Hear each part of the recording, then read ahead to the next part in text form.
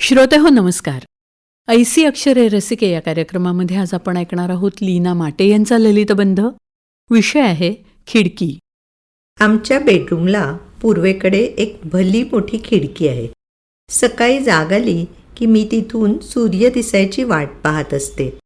बेडवरच उठून बसत एकीकडे थोडा व्यायाम पण चालू असतो. मात्र प्रतीक्षा असते ती त्या तेजोनिधी लोहगोलाची.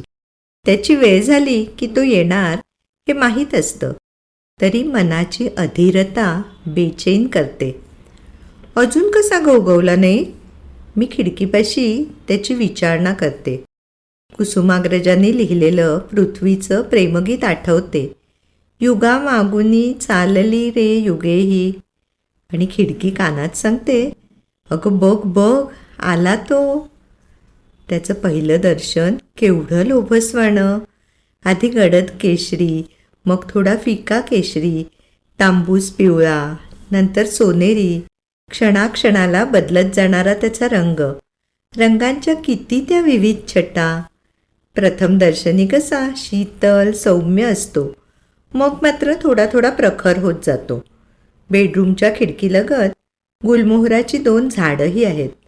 दोन्हीच्या फांद्या एकमेकीत गुंतल्या आहेत. 2 मैत्रिणी एकमेकींच्या गळ्यात गळे घालून बसल्यागत वाटतात त्या मला. त्यांचं एकमेकींशी नेहमीच हितगुज चालू असतं जणू. वारा आला की त्यांच्या पानांचा पिसारा असा काही झुलतो की त्या फांद्या खदखदून हसल्याचाच भास होतो मला. मध्ये मध्ये फांद्यांना फुटलेली पोपटी पालवी आणि बाकीच्या पानांचा गडद हिरवा रंग.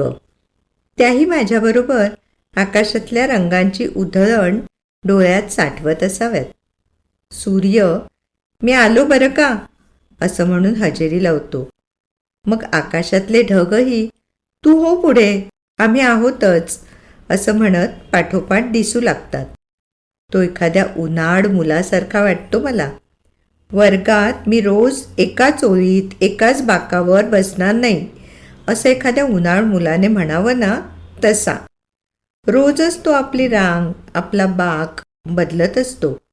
एकाच मैत्रिणी शेजारी एकाच बाकावर रोजच काय बसायचं असं वाटत असेल त्याला, असं मनात म्हणते मी. दररोज त्याला पाहत असल्यामुळे त्याची लबाडी लक्षात येते माझ्या. पूर्वेकडून थोडा थोडा सरकत जातो. त्याच्या हालचाली बदलल्या की मलाही माझी खिडकीतली बैठक बदलावी लागते. हा सारा केवढा सुंदर नजारा. खिडकीतून दिसणाऱ्या आकाशाच्या चौकोनी तुकड्याचं हे विहंगम दृश्य दररोज पाहताना मी पुन्हा पुन्हा नव्याने त्याच्या प्रेमात पडत असते. एव्हाना निद्रावलेलं घर जागं झालेलं असतं. दररोज सकाळी सकाळी खिडकीशी बसून काय एवढं बघत असतेस ग? चहा ठेवलाय का? असा पुकारा सुरू होतो. तेव्हा माझी खिडकीच मला सुचवते, उठा बाई, कामाला लागा, सकाळ झाली, चहासाठी सारी खोळंबली आहेत. खिडकीनेच उठ म्हटल्यावर जड अंतःकरणाने मला तिच्यापासून दूर जावंच लागतं. पण तिचा निरोप घेताना माझी दिवसाची सुरुवात तेजस्वी लोहगोलासारखी सोनेरी झालेली असते आणि मन प्रसन्नतेत न्हावून निघालेलं असतं. खिडकी. लीना माटे यांचा ललितबंध आत्ताच आपण ऐकला ऐसी अक्षरे रसिके या कार्यक्रमामध्ये. या कार्यक्रमाला निर्मिती सहाय्य केलं होतं पूर्वा राणे यांनी आणि सादरकर्त्या होत्या ज्योत्स्ना केतकर. आणि याचबरोबर आजचा कार्यक्रम संपला. पुन्हा भेटूया उद्याच्या भागात. नमस्कार.